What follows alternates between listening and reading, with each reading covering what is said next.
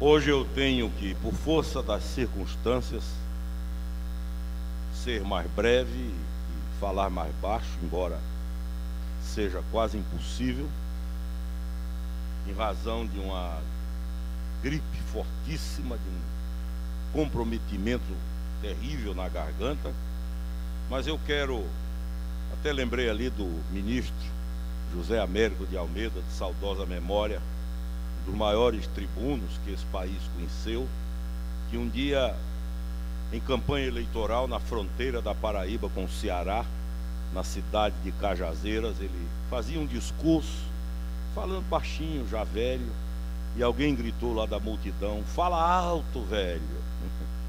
E ele emendou e disse: "Eu estou falando baixo, que é para os cearenses não me ouvirem pedir voto na minha terra", né?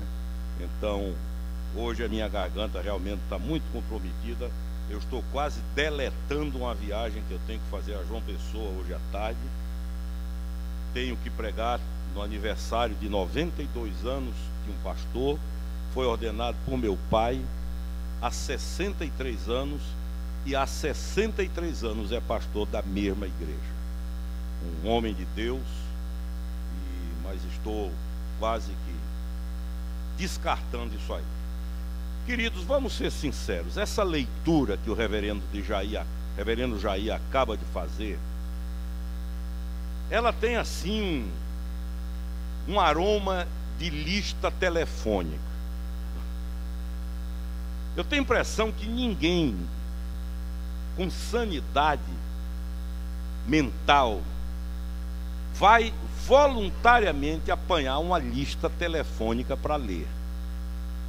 Apesar de uma insônia que pode se instalar, da falta do que fazer, não há a menor dúvida de que o último livro, o último texto a ser buscado, se buscado for, é a lista telefônica. Porque é repetitiva, enfadonha, é a mesmice que se instala. E ninguém gosta de mesmice na vida, seja lá em que área for. É por isso que Deus, que nos fez a sua imagem e semelhança, nos fez imaginativos, criativos. Somos pessoas que podem improvisar, somos pessoas que podem criar o novo a qualquer instante. E esse texto que acaba de ser lido, chamado de genealogia, é algo semelhante à chatice de uma lista telefônica. E há várias genealogias na Bíblia. Você vai encontrar no livro de Gênesis, você vai encontrar no livro de Crônicas, você vai encontrar no livro dos Reis. Há uma frequência muito grande dessas genealogias que fazem a conexão no tempo e no espaço do passado com o futuro. Elas dão razão de ser para o presente. Mas ela torna-se um pouco mais agradável se, ao invés de chamar de genealogia, eu chamá-la de álbum de família do Senhor Jesus. Esse é o álbum de família dele. Aqui estão as fotos dos antepassados, aqui estão as fotos de todos os que fizeram parte de uma forma mais efetiva da família. E hoje em dia esse negócio de álbum está ficando um pouco em desuso, em razão dos álbuns eletrônicos, do que a internet oferece, do que os celulares oferecem. Mas eu lembro dos álbuns do passado. A minha mãe tinha um álbum para cada filho. Eram 8 filhos, 8 álbuns. Fotos que ficavam amarelas com o passar do tempo. E invariavelmente, naquele álbum, também estavam o primeiro dente que caiu, estava ali num saquinho, a primeira mecha de cabelo que foi cortada, e o tempo ia fazendo com que aqueles papéis ficassem duros, papéis de fotografia, amarelos, pálidos, mas aquilo era guardado como um tesouro, aquilo era tido como joia preciosa, porque ali, sem palavras, sem escritas, estava a história da pessoa, ali estava a história da própria família, Ali estava o registro daquilo que se chama o nicho familiar e que proporciona a cada um de nós as marcas que nos acompanharão até o fim da vida. Jean Paul Sartre, falando sobre família, ele diz: família é como varíola. A gente tem quando é pequeno, mas fica marcado para o resto da vida. E esses álbuns diziam isso. Agora, quando nós preparamos um álbum de família, nós vamos buscar as melhores fotos, dos melhores ângulos e das melhores pessoas. Ali no álbum de cada um eram colocadas as fotos daqueles que tinham mais significado, daqueles que, de certa forma, orgulhavam a família. Olhe, esse aqui é seu tio avô, que era torcedor do Náutico, e aí era uma festa, né? Esse aqui era seu primo, ele está na página de trás porque ele era torcedor da Coisa, e por aí ia. A turma boa, recomendável, bonita, que tinha história, essas eram colocadas nas primeiras páginas e eram as primeiras a serem mostradas. Dificilmente alguém colocaria no álbum de família um membro que se tornou marginal, que viveu na cadeia, que desencaminhou-se na vida. Esses aí eram sutilmente descartados e guardados num saquinho plástico, quando muito, porque o álbum era a vitrine, a exposição, a passarela por onde desfilavam os melhores e mais significativos espécimes daquela família. Pois bem, aqui está o álbum de família de Jesus. E se essa lógica prevalecesse, no álbum de família de Jesus só iria ter gente fina, gente boa, decente, que os que menos erraram. Se essa lógica humana prevalecesse, o álbum de família seria uma espécie de Jesus, seria uma espécie de seleção, onde o mínimo exigido era o máximo que nós nem conseguiríamos alcançar. O que me impressiona nesse álbum de família de Jesus é a franqueza, é a transparência, é a honestidade. Aqui tem pessoas, ou há gente aqui, que eu e você jamais colocaríamos no álbum de família de nenhum de nós. Há pessoas aqui que estão fazendo parte desse registro da vida de Jesus, que nós não admitiríamos no nosso álbum de família, mas estão aqui. Por exemplo, aí no verso 5 está Raabe. Quem era Raabe? Raabe hoje seria... Bom, hoje em dia, quando quase se endeusa Bruna Surfistinha, Raabe seria Café Pequeno. Ela era uma espécie de Bruna Surfistinha daquele tempo. Raabe, diz a Bíblia, ela morava em cima da muralha. A muralha tinha 35 metros de altura e 12 de largura, em Jericó. Quem já foi a Israel já esteve ali várias vezes e vê as colunas que até hoje ali estão. E Raabe morava lá. Por que ela morava lá? Porque ela sobrevivia da venda do próprio corpo. Ela prostituía-se com os militares que faziam a ronda.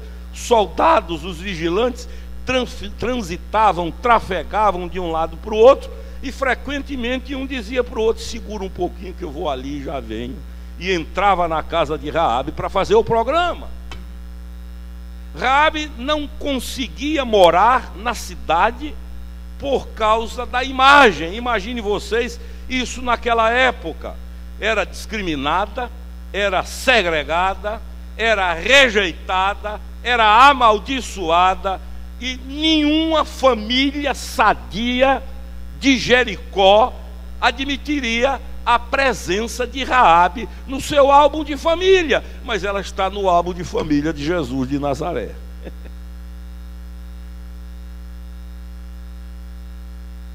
E a ironia é que quando Jericó é conquistada, morre sacerdote, morre religioso, morre ajudantes de culto, morre todo mundo. A única que escapa é ela. Aquela que, do ponto de vista da religiosidade humana, deveria ser a primeira a morrer, é a única que sobrevive. E aí chega a palavra de Deus para perpetuar a ascendência, a genealogia, a árvore genealógica de Jesus, ao invés de se ter o cuidado, entre aspas, humano, de selecionar gente de primeira, me aparece Raabe, a meretriz, a prostituta de Jericó. Uma outra figurinha que está aí é o próprio Davi. A gente gosta muito de cantar loas a Davi. Realmente foi um indivíduo extraordinário. Não é à toa que sua estrela até hoje está na bandeira de Israel. Quem vai a Israel, quem for comigo o ano que vem, nós vamos visitar o túmulo dele no Monte Sião. Está lá. Está lá o túmulo guardado pelo exército de Israel. Ninguém chega nem perto. Ali estão os braceletes, coroas, as honrarias que ele recebeu. Mas esse indivíduo possivelmente não estaria no álbum de família de muitos de nós. Porque, para ser breve, o que é que ele apronta?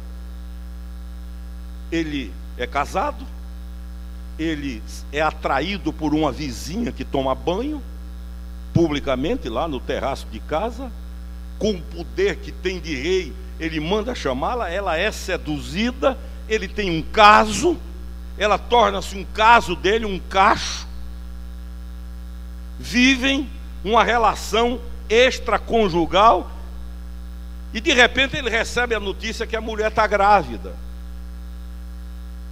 e cria-se a dificuldade, instala-se o problema. Ele é rei, ele é referência, ele tem família, e agora o que fazer? E ele então bola uma engenharia que somente uma mente imunda poderia bolar. Mas o cara é inteligente, ele era inteligente, ele era um tipo de professor gavião de Disney. Usava a inteligência para o mal, porque tem gente assim. Se for para fazer o que é ruim, é gênio. Para fazer o que é bem, não faz nada. E aí ele diz: bom, estamos em guerra com tal nação. Chama Joabe, que é o seu ministro da guerra, e diz: olhe, vocês vão atacar a cidade tal. É verdade. Então eu quero honrar. E aí começa: eu quero honrar um dos meus generais. A mulher era casada com esse general. E Joabe diz: o senhor quer honrar? Quero.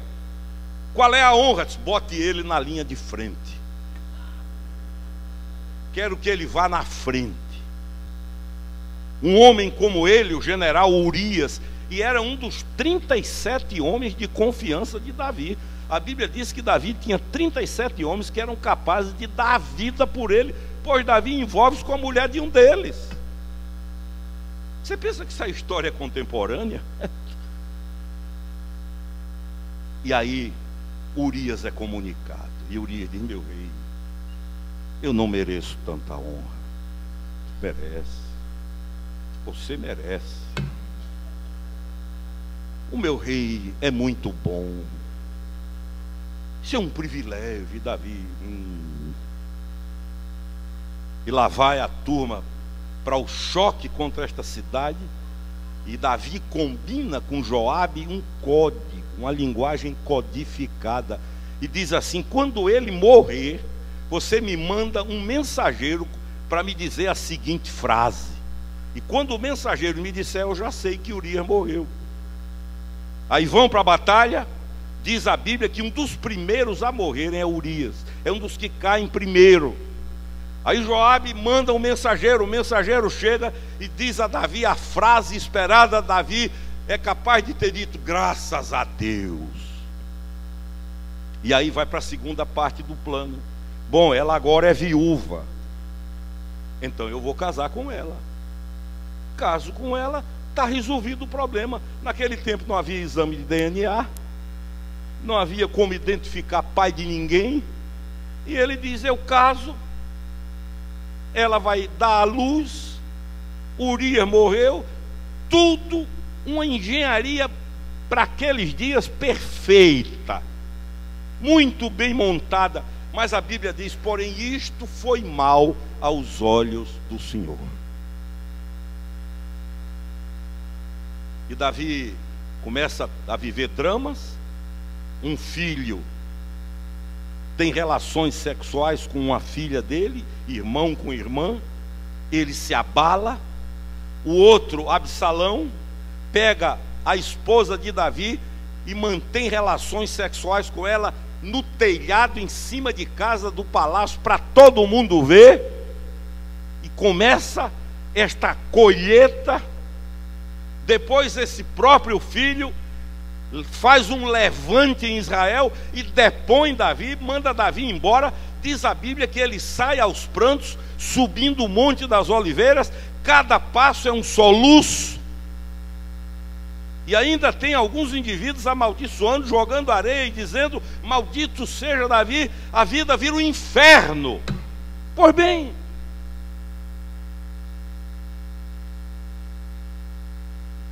esse indivíduo está no álbum de família de Jesus. Possivelmente com a história dessas, nós não iríamos querer esse indivíduo, pelo menos nas primeiras páginas do álbum. Aí vem outro, Manassés. Manassés seguramente foi o homem mais ruim da história da humanidade. Se você ler 2 Crônicas capítulo 33, você vai ver quem era Manassés. A Bíblia diz que Manassés era agoureiro, adivinhava pelas nuvens, sacrificou 2 filhos num altar pagão. Os meninos foram queimados vivos a uma divindade amonita chamada Moloque. Recentemente, arqueólogos descobriram coisas extraordinárias a respeito da adoração a Moloque. Esse indivíduo seguramente ganharia com facilidade o título de homem mais ruim da história da humanidade. É por isso que uma vez uma senhora conversando comigo, falando muito mal do marido, ela me disse: meu marido é o pior homem do mundo. Aí eu falei de Manassés. Aí ela disse: não, bispo, aí também é demais, né? Ele não é tanto. Manassés era o suprassumo da maldade. Perigoso. Uso a expressão fora de tempo e contexto, mas para adjetivar: mafioso, capaz de tudo. E para coroar a ruindade, a Bíblia tem a seguinte afirmação: Manassés tinha prazer em provocar a ira de Deus. Você não provoca o delegado, não provoca o juiz. Manassés provocava a ira de Deus. Vem um juízo, Deus diz basta. A história dele é dolorosa, embora o fim seja glorioso. Pois esse indivíduo, que eu pessoalmente não iria querer nunca, para afirmar que era um parente meu, tinha que ser a fórceps. Está no álbum de fotografia de Jesus de Nazaré. A pergunta que se faz é simples, para eu não falar muito. O que nós aprendemos aqui, nesse álbum de fotografia? Primeiro, ninguém está aqui por merecimento, mas por graça de Deus. Uma igreja caminha para a morte quando ela começa a selecionar pessoas por merecimento.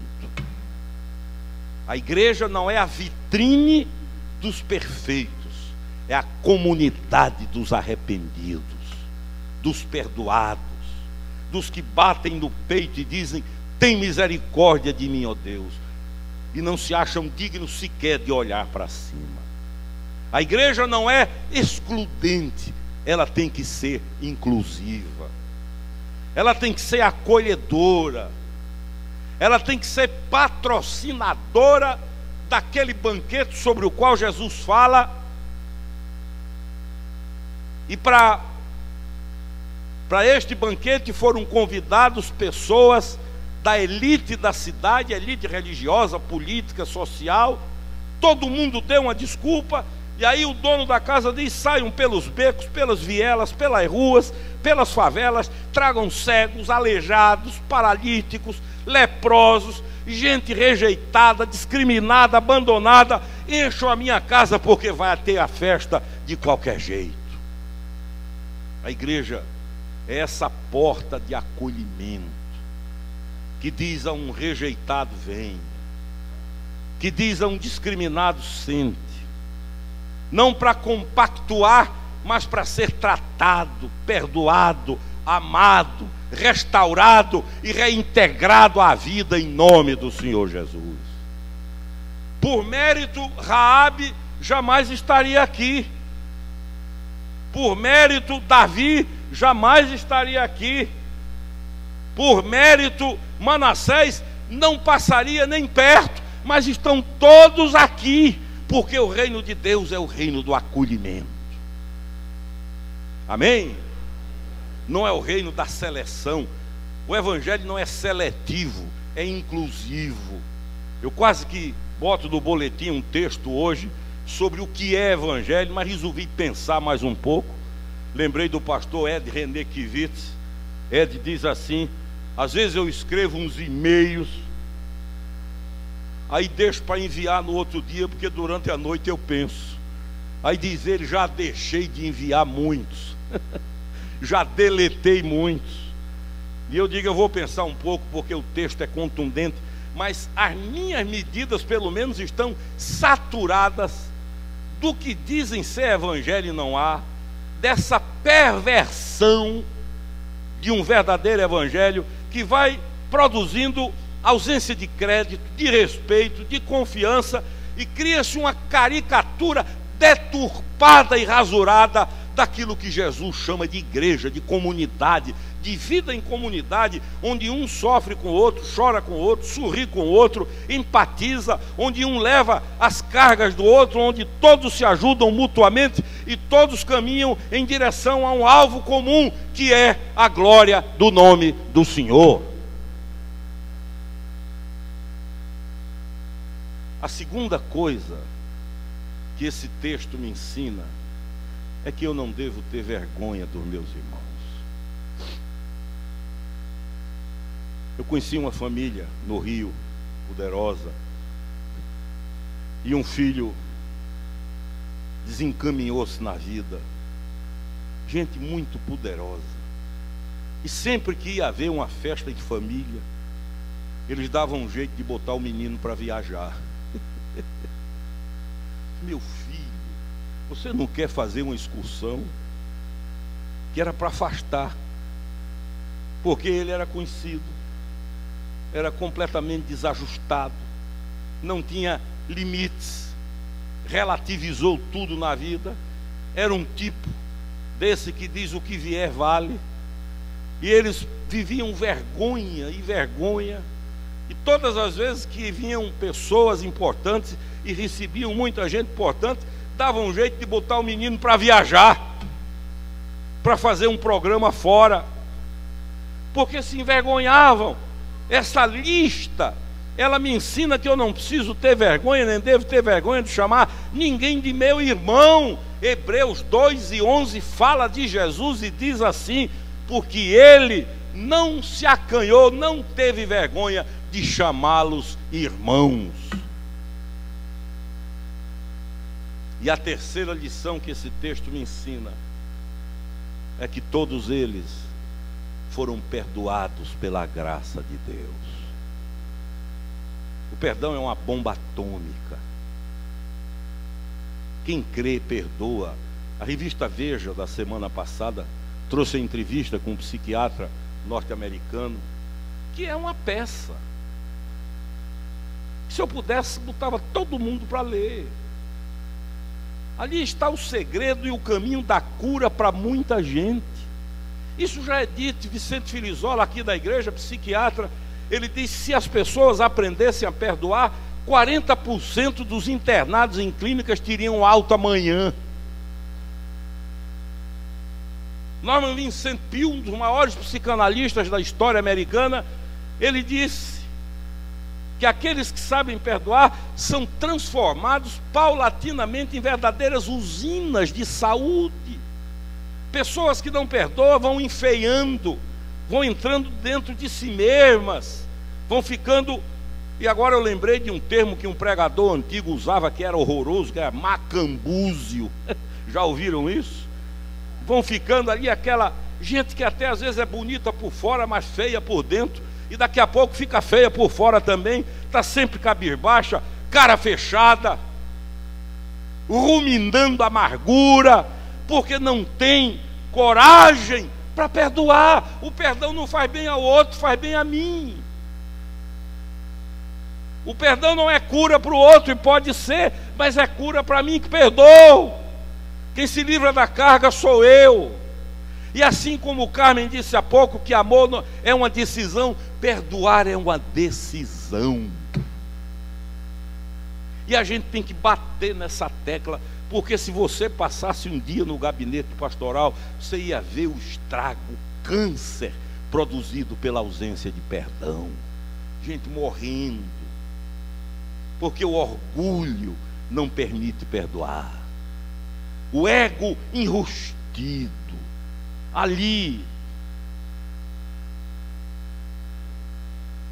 Uma vez eu visitei a cidade de Uiraúna, no interior da Paraíba, onde nasceu Luiz Erundina.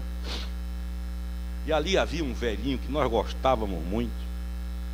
Era um chefe político da região, e ele tinha umas expressões saborosas.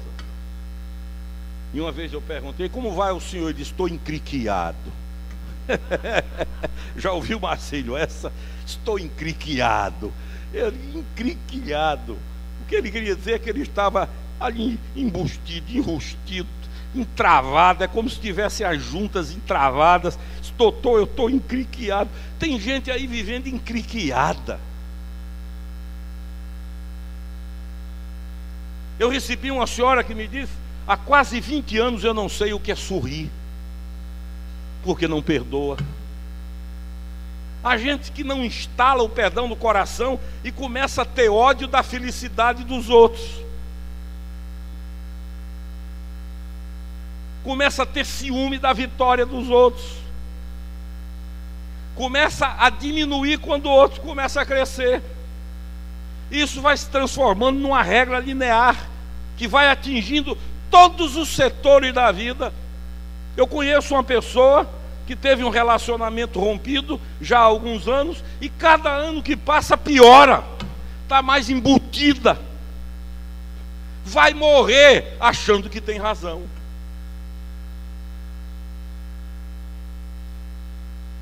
E a outra pessoa refez a vida, está aí, igual a Fred Astaire, dançando num pé só.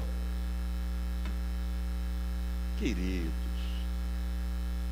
todos nós fomos perdoados. E a Bíblia diz: o que de graça você recebeu, de graça você dê.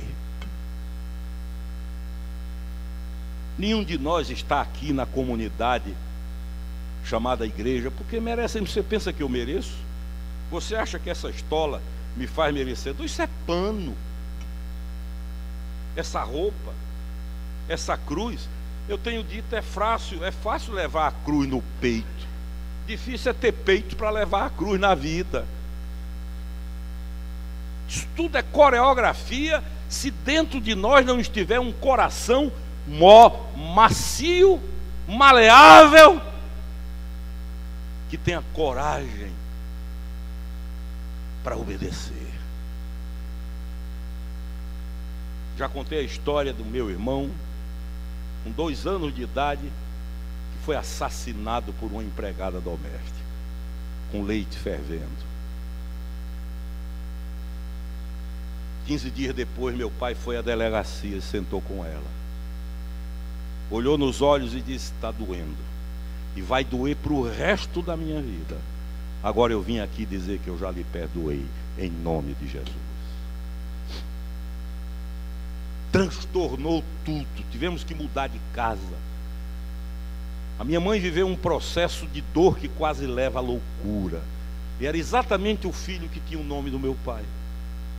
Mas eu estava dizendo ao reverendo Jair, o homem mais bem-humorado que eu conheci na minha vida foi meu pai. Sério com as coisas de Deus, sério no enfrentamento da vida, mas de um bom humor contagiante. O pai de Técio foi ovelha dele. E Técio sabe o que eu estou dizendo. Não havia um dia que ele não brincasse. Às vezes até irritava.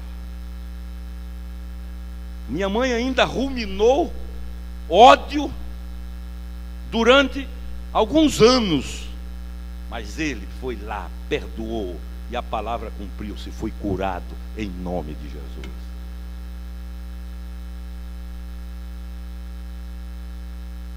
Há alguns anos eu preguei esse sermão numa igreja fora do Recife.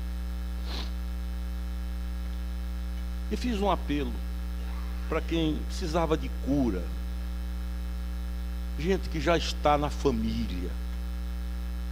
Gente que precisava perdoar. Muitos vieram à frente. Depois uma senhora me procurou, soluçava, abriu a bolsa, tirou uma foto, mostrou-me a foto e disse: o senhor está vendo aí o quê? Eu digo: eu estou vendo um rapaz bonito, jovem, forte, saudável. Ela disse: é meu filho. O senhor não está vendo mais nada? Eu digo: não percebo. Ela disse: o senhor não nota que essa foto foi cortada? E eu olhei, realmente havia um lado que não era muito certinho. Ela disse: aí estava minha nora, aí estava a esposa do meu filho. Mas ela me fez uma raiva tão grande, e o ódio instalou-se em mim de tal forma que eu não aguentei, peguei a tesoura e tirei minha nora da foto. Mas hoje, disse ela, a palavra de Deus enfiou-se na minha vida. E chorava. Olhou para mim e disse: eu vim aqui só para dizer ao Senhor que hoje eu vou colocar minha nora na foto outra vez. Eu a encontrei em outras viagens a João Pessoa. Outra pessoa, solta, livre, curada, sã, aliviada. E eu brinco às vezes quando eu encontro, e digo: e aí, a foto continua inteira? E ela diz: graças a Deus. Há muitos de vocês que me veem também pela internet, que precisam restaurar fotos da sua vida. Muitos de vocês que arrancaram, que rasgaram. Não vou entrar no mérito, porque do ponto de vista humano há razões.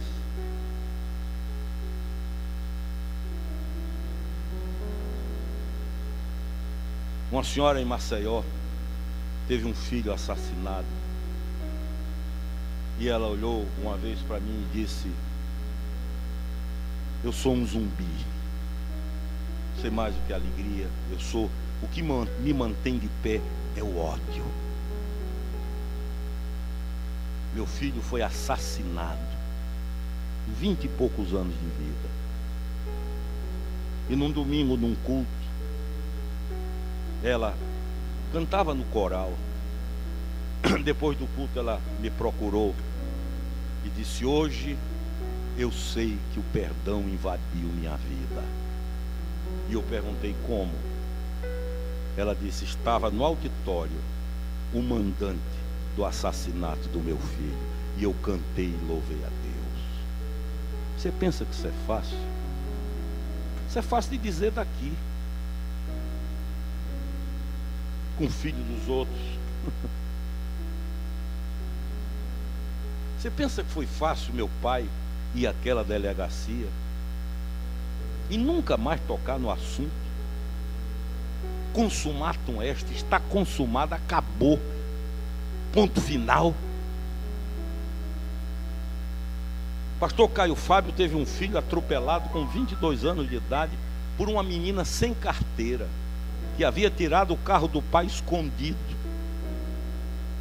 E Luquinha havia saído do culto da juventude, foram para uma padaria que era vizinha à casa onde quase ele nasceu. E quando eles saem e ele vai cruzar a rua, ele é atropelado, jogado para o alto e cai já morto. Tempos depois, quando o Caio soube quem era, foi lá visitar a menina e disse: você não tem nenhuma consciência do que eu vou dizer, mas sem saber você promoveu meu filho. Eu sofro porque estou do lado de cá, mas ele não sabe mais o que é isso. Ligou para mim às 5 da manhã naquele dia para dar a notícia. E recentemente, falando disso, ele disse: vocês acham que meu filho, quando abriu o olho do lado de lá, ele olhou e disse: ih, não. Quando ele abriu o olho do lado de lá, ele disse: ih.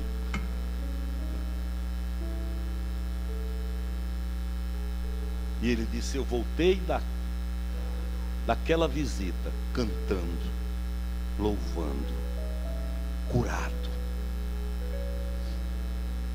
Hebreus 2:11. Ele não se envergonhou de chamá-los irmãos. Ele quem? Jesus. Chamá-los quem? Eu e você. Por isso é que ele não se envergonha de lhe chamar irmãos. Nós vamos cantar um louvor. Você sabe onde foi que você rasgou a foto? Você sabe quais são as pessoas que você jamais colocaria no seu álbum? Agora, você quer se tornar parecido com quem?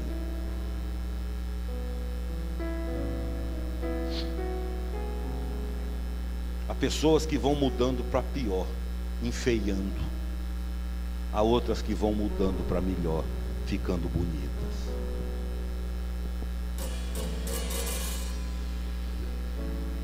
Onde foi que você rasgou, querido, querida? Quem é que você precisa recolocar? Eu não falo mais em convivência, em comunhão diária, não é isso. Mas é sarar o coração, dizer: segue o teu caminho, vai em paz, Deus te abençoe.